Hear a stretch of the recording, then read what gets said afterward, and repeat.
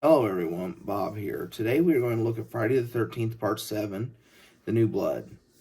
Friday the 13th Part 6, even though I loved it, it evidently wasn't loved by audiences at the time because at that point it was the lowest grossing of any of the Friday the 13th films. So Paramount waited a couple years because Jason Lives came out in 86, this one came out in 88, and they decided to change things up. This time they brought in a telekinesis girl, whose name was Tina Shepard. She's played by Laura Park Lincoln. When the film opens, it has a moment where her parents are fighting, and she's young. She hadn't played by Laura Park Lincoln in the first segment, but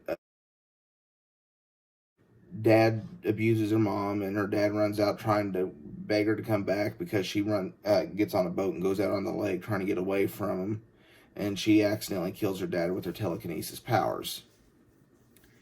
Flash forward several years, and she's getting some psychiatric help, and her psychiatrist, Dr. Cruz, played by Terry Kaiser, recommends that she go to the place where it happened, and so they go back to Camp Crystal Lake. And of course, right next door, there's a bunch of partiers planning a birthday party for one of their friends, and of course, that provides ample amount of potential victims to add to Jason's body count. As the film wears on, it becomes obvious that Dr. Cruz is only interested in exploiting Tina's telekinetic abilities, and he's been doing things to incite her, making her act out with her mind, and making her think she's crazy, and trying to do things to discredit her, and all of that. At one point in the film, when she misses her dad, she goes out and tries to bring him up from the dead, and she accidentally resurrects Jason. And of course, she keeps going around saying she's seen, excuse me, Jason everywhere, and of course, no one believes her. But Jason is portrayed by Kane Hodder for the first time in this one, and he, of course, went on to portray him in Jason Takes Manhattan, Jason Goes to Hell, and Jason X. He is a fan favorite, and he does an excellent job as Jason. The film was directed by the late John Carl Buechler. He was a special effects artist, and he does an excellent job with what he's got to work with. The problem this movie suffers is it was butchered at the hands of the ratings board. It could have been really something special, but again, it was butchered. My final rating on this, as the film stands, I'm going to give it a 6.5 out of 10.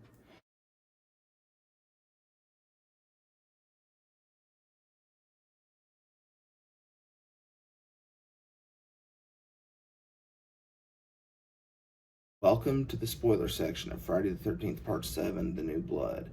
I want to throw it out there up front, again, that the censors heavily hit Friday the 13th Part 7. I mean, sometimes it was something simple, like during the sleeping bag sequence, they just cut down the number of times he smacked her against the tree. In other scenes, they cut a lot of it because the gore was a lot more graphic. The censors almost ruined this movie. This movie would be a lot better if it was all the gore and everything was left intact. Excuse me. Fortunately, a lot of you can now watch some of these features on the some of the special edition DVDs that have come out.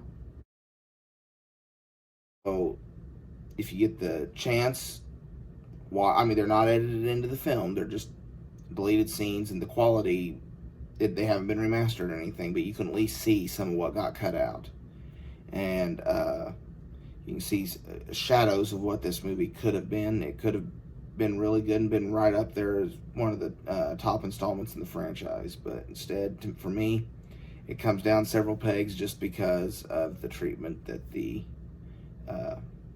film got from the ratings board.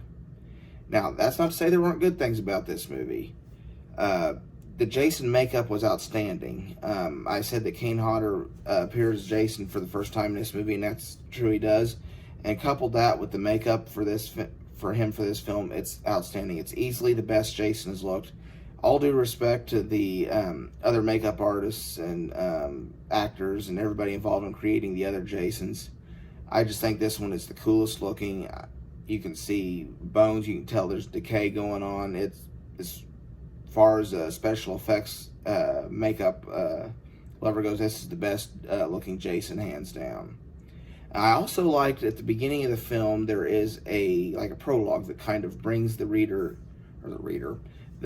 audience up to date on the film, and it's narrated by Walt Gorney, who played Crazy Ralph in Friday the 13th 1 and 2. And to me, that was done really well, and that is another part of this film that I really like. Least favorite part, I gotta say that the ending. I really wasn't that big of a fan of the ending. Where she resurrects her dad, it just kind of felt weak and forced, and it's almost like they're running out of time. I've got to end this right now.